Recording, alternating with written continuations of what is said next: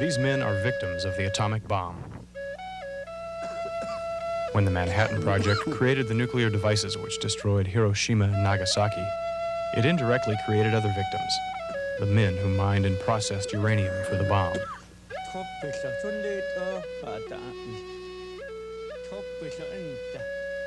They are Navajo Indians, suffering from exposure to radioactive uranium.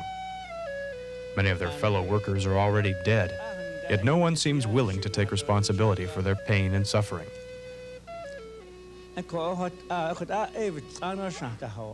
are the unknown victims of our nuclear past.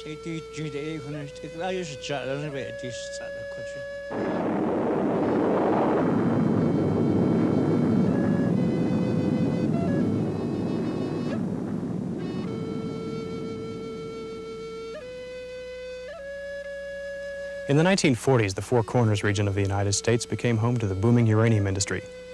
Much of the radioactive ore that was mined here lay within the boundaries of the Navajo Indian Reservation, and many Navajo men found work in the mines and mills. The uranium boom continued well into the 1960s, until the Atomic Energy Commission had finally stockpiled enough uranium to suit its needs.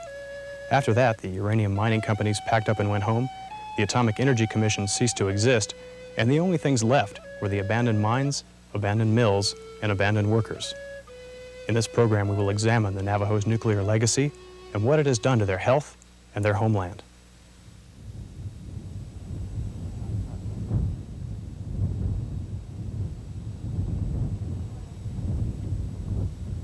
The only visible reminders of the uranium boom are the mines and mills, which were abandoned soon after the Atomic Energy Commission stopped buying uranium. Chris Shuey is a uranium mine specialist with the Southwest Research and Information Center in Albuquerque. There are 350 or thereabout abandoned uranium mines left over from the 40s, 50s, and 60s. There are 4 inactive mill tailings piles. Mill tailings are the sandy waste that come out of a uranium mill after the uranium has been extracted. These range throughout the reservation, from northwestern New Mexico at the Shiprock site to Cameron, over in the west part in northeastern Arizona, where there are many abandoned surface uranium mines, the legacy of mom and pop operations from a long time ago.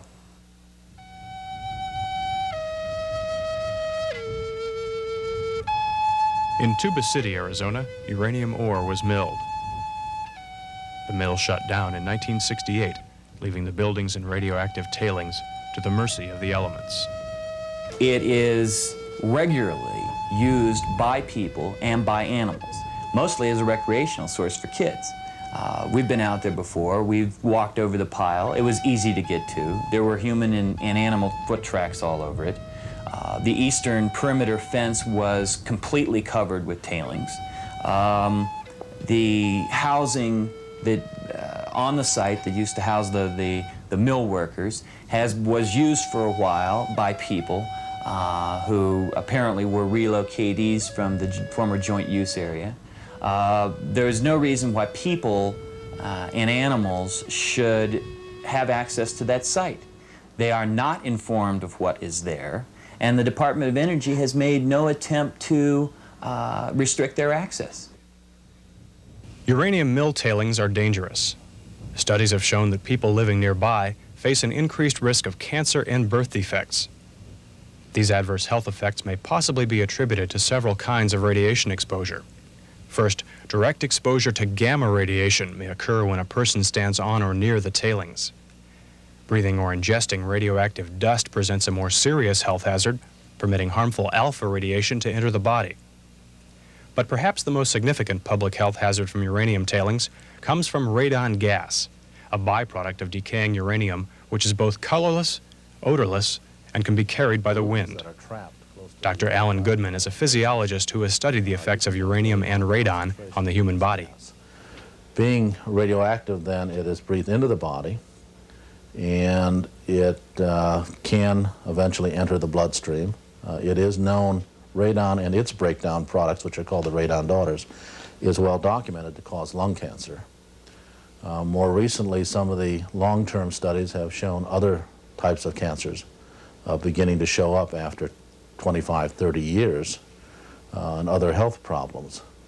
One of the things that was documented among the old uranium miners is that radon daughters apparently caused chromosomal damage, at least in the white cells of the miners.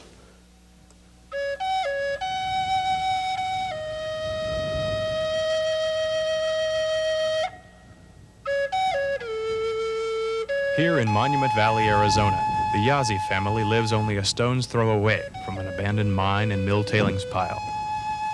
They are one of 10 Navajo families living within a mile of the old uranium operation. Yet they, like some of their neighbors, have used the radioactive tailings to construct their homes.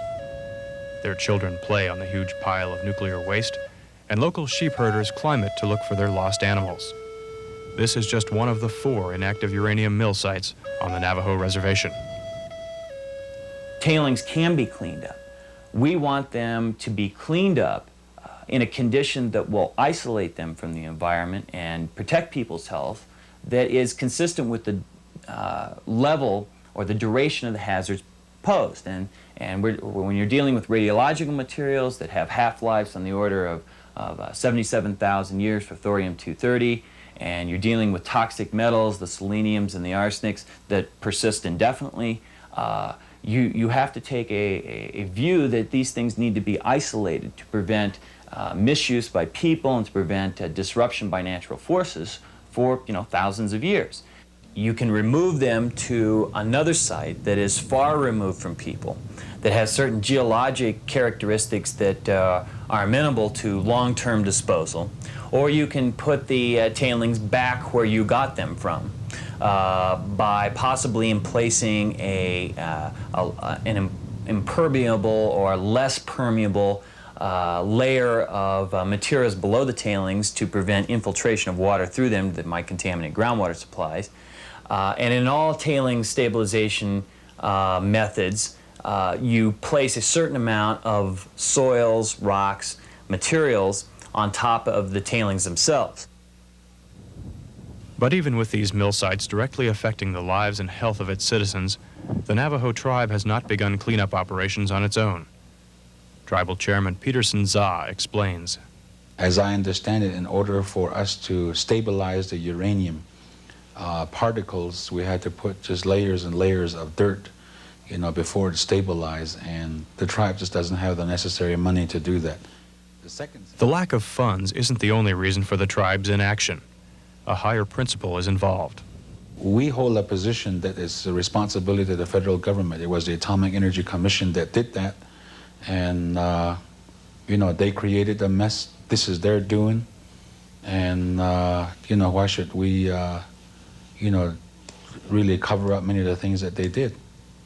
Granted that it really hurts the people and it's a dangerous thing, but we're also strapped for funds, and we did the best that we could. Millions of tons of uranium ore were mined under sometimes primitive conditions, then trucked to ore buying stations for shipment to the mills. Potential hazards were overlooked. Mill tailings were simply dumped and ignored. In 1978, Congress passed the Uranium Mill Tailings Radiation Control Act. It found uranium tailings to be a public health hazard, and it directed the Department of Energy to begin cleanup operations at 24 inactive uranium mills nationwide. Of these 24 mills, 4 are located on the Navajo Reservation. The cleanup of the Shiprock, New Mexico, Mexican Hat, Utah, and Monument Valley and Tuba City, Arizona mills will be supervised by John Themelis, a senior project engineer for the Department of Energy. Shiprock is a high priority site. Mexican Hat and Tuba City are medium priorities, and Monument Valley is a low priority. Shiprock is essentially third on our total list of 24 sites to undertake remedial action. At this time, we're in the planning stage, developing conceptual designs for that site to assure that what we do will attain the EPA standards. The EPA standards took effect in the spring of 1983, following a series of public hearings in which citizens' concerns were heard. Although the standards are now final, the criticism continues. Linda Taylor is the Radiation and Health Project Director at the Southwest Research and Information Center. She thinks the EPA standards are too lenient Agency, and they've come out with proposed standards that are at least 5 to 20 times weaker than originally promulgated by the Nuclear Regulatory Commission. And we see this as a real problem right now in terms of the regulation of mill tailings, because the information that we have is not taken into account in the rulemaking because it isn't quite complete or it hasn't been shown to be 100% scientific. We think that part of the reason that less stringent standards for the so-called remote sites are even being considered is nothing but a method whereby DOE can decrease its cost. The criticism that DOE is concerned only with cost has been made frequently. Department of Energy letters to the EPA do not help to ease those concerns. We're concerned that the project get done in the most cost-effective way to the taxpayer. Our interest is in performing a stabilization that will meet the EPA standards. There has been some criticism levied that, yes, the project is dragged out, hasn't gotten started. Well, the law said that we couldn't start remedial action until the EPA standards were finalized. Can cost effectiveness translate to less safe? No, I don't believe so. DOE is proceeding with the cleanup of the Navajo mill sites. The only question that remains unanswered in the process is the method to be used at each site. Most likely at this point is that the tailings will be stabilized where they are in place using approximately 2 to 3 meters, 6 to 9 feet of soils and rock on top of the tailings. Unless DOE and its contractors find pervasive groundwater contamination problems under the tailings, it's not likely that they're going to place a clay or synthetic liner that would prevent infiltration into the groundwater.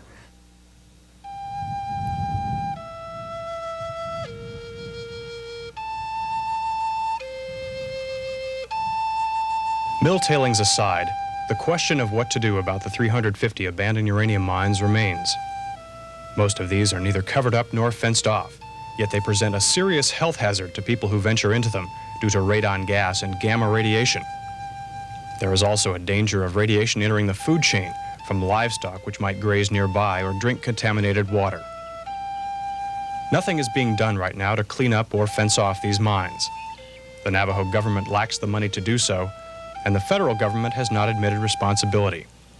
A solution to this problem will probably be years away.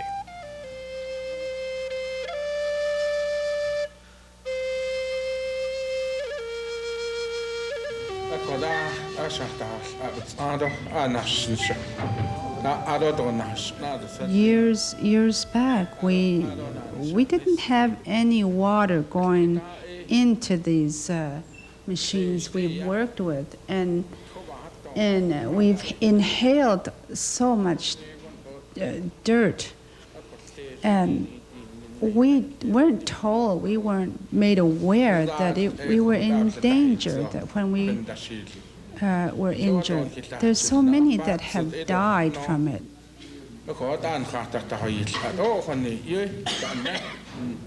When the uranium boom ended, not only the mines and mills were abandoned. The men who had earned their livings as miners and mill workers were left without jobs and without the knowledge that their years spent working with uranium may have caused them harm. At this community chapter meeting in Aljedo, Utah, former miners described what it was like. I have worked in many areas, but this is the worst job I have ever done. I used to fill up my eyes with dirt. I would start coughing. I inhale into my lungs, and it was a yellow, really terrible smell to it. And not too far from here, I have also drilled stones. And I don't know for how many times. And I still had the same symptoms. But my employers have never warned me that I was in danger from inhaling the dirt. There's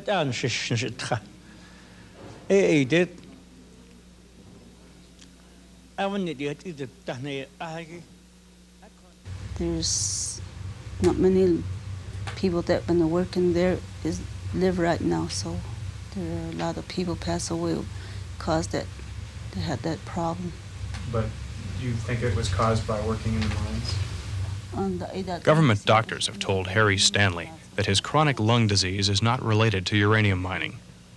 He has been unable to qualify for Social Security disability benefits despite his history of health problems. When they first began, when they started, he said they used to use a wheelbarrow. And they just shovel in there and they took it out. And so he thinks that's what killed them. And they're the one that's been shoveling them. And he's the only one that's been drilling for them. And so he doesn't really in the dust. He was drilling with water, so. Has Mr. Stanley had any problems because of working in the mines? Yes, he did. They told me he had tuberculosis when we first came back from, it was 1967. And they were, in those days, Dr. Mesa, he was a doctor over at Goulden. And he gave him some kind of medicine he used to give him all the time. And that's what makes him help. There's been a noted excess of fatal lung cancer among uranium miners, fivefold excess to be exact, in earlier studies done among miners in the Colorado Plateau. And there's also been fourfold excess of non-malignant respiratory diseases among that same population. Lung cancer was virtually unknown among Navajos before the first uranium boom. The initial symptoms of cancer and of chronic lung disease can be very similar and equally debilitating. Well, you have the similar effects in the beginning of the disease, which is the impairment of breathing, coughing, spitting up, inability to move around. In the case of the Navajo uranium miners, they talk most about not being able to play with their children anymore, walk up a flight of stairs. Typically in uranium miners, you may start out with a non-malignant respiratory disease like bronchitis or emphysema or pneumoconiosis. And this sometimes can be debilitating in and of itself and is fatal as a respiratory disease, or it can later lead to fatal lung cancer. The combination of the damage to the lung just from breathing in silicon particles as well as the radiation exposure can result in either one of those diseases. But I would venture to guess that both of them are equally debilitating. Lung cancer among uranium miners is a 95% fatal disease. Once you are diagnosed as having lung cancer, life expectancy is at about 1 to 2 years maximum, and it is virtually incurable. And the miner will have to live with that knowledge for the year or two that he is suffering through this very painful death.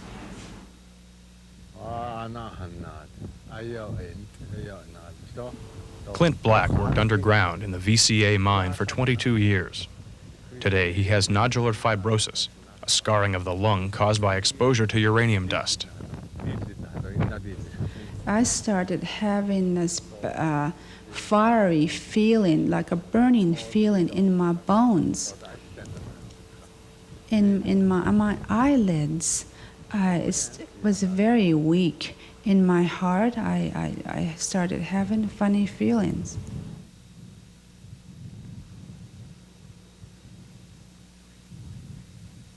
Uranium mining may affect more people than was previously thought.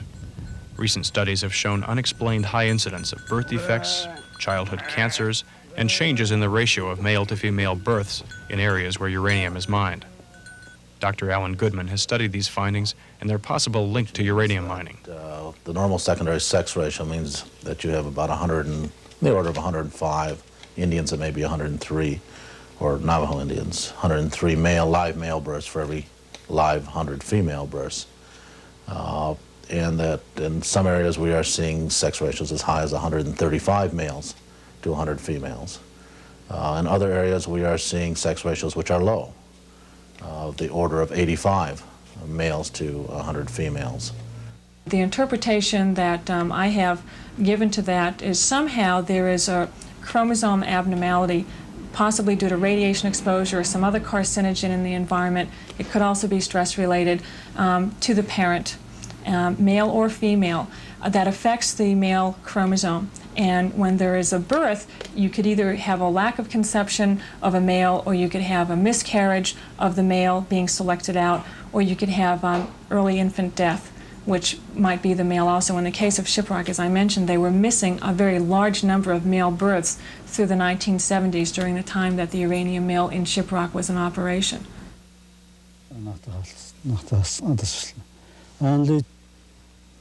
Dale Holliday has pneumoconiosis, a chronic disease of the lung which has been linked to uranium mining. For 18 years, he worked in underground uranium mines near his home in Monument Valley. They have told me that I was injured, yes. I was working in another area in 1969. At that time, I was told that something was wrong with my heart, and so I was made to leave that work.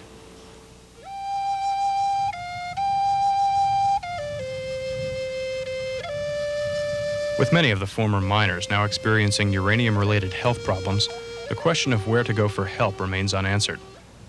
Harold So, an administrator in the Navajo government, reiterates the position held by tribal leaders. That's true, and the thinking here is that it was the United States government that needed the uranium.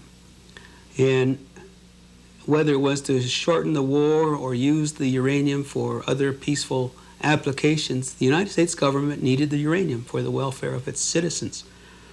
And with that in mind, the tribe feels that the federal government should take care of its impacts. In 1981, Congress drafted the Radiation Exposure Compensation Act, a bill which would help the victims of downwind fallout from nuclear testing, as well as the former uranium miners. The bill has undergone major changes and has not yet been passed. We have introduced legislation up until this year, and we will reintroduce it sometime, that would permit the Court of Claims to have jurisdiction to hear these cases of people who have contacted certain diseases that may be related to the fact that there's been these uranium exposures for many, many years. It's a complicated procedure and a complicated situation, and really takes some expertise, but someone needs to at least pay attention to it. We, in all good faith, I don't think anybody deliberately put Indians in there and said, let's harm them. But surely a country as big and fair and just as ours is can take the responsibility for a development of this kind and give some reasonable compensation to the Navajos who are involved. As it is now written, the Radiation Exposure Compensation Act no longer includes the former uranium miners. According to one Navajo official, the high cost of compensating these men and their families may be part of the reason that they are now left out. The legislation has come at the wrong time, in the sense that the national picture right now is one of conserve the federal dollar, make the federal dollar go farther. And in that particular light, any legislation that comes along proposes to correct a problem, a social problem. It just doesn't get any sympathy from a dollar-oriented Congress. Another effort to compensate the miners and their widows and children has come from former Secretary of the Interior Stuart Udall. He has filed a lawsuit against the federal government on behalf of some of the miners. Well, for the last 4.5 years, I've been representing widows and living miners who have lung disabilities, who are in effect the casualties of the reckless way the early uranium mining was conducted.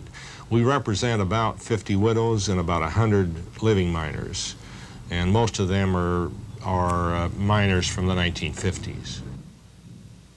There are some of the mines where over half the miners are dead of lung cancer, and we're having to sue the government, and the government is taking a very hard line at this point on this lawsuit.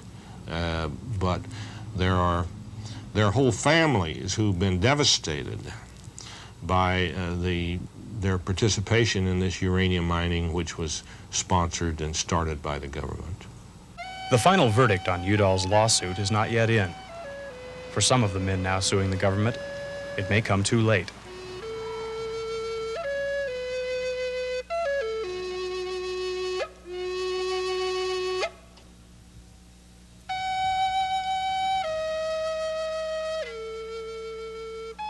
There is no uranium being mined on the reservation today. This reflects a low demand for the radioactive ore, but it also reflects the views of tribal leaders who do not want to see the mistakes of the past repeated. Definitely, I think with my administration, we wouldn't let any uranium mining activities to go on the reservation until we are assured about the safety of those projects. Do you think it's a good thing if they started again? I don't think so, because there's a lot of people have been passed away because of that. And when they were working underground, those mine had some, they got killed, some of them killed down there, so I don't think it's not too good for the people that works.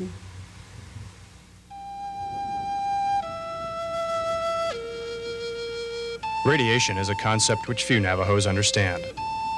They can't see it, touch it, taste it, or smell it. Even their language doesn't have a word for it. Yet many of them are aware that something is wrong. They know that children are being born with birth defects, and they know that people are dying before their time.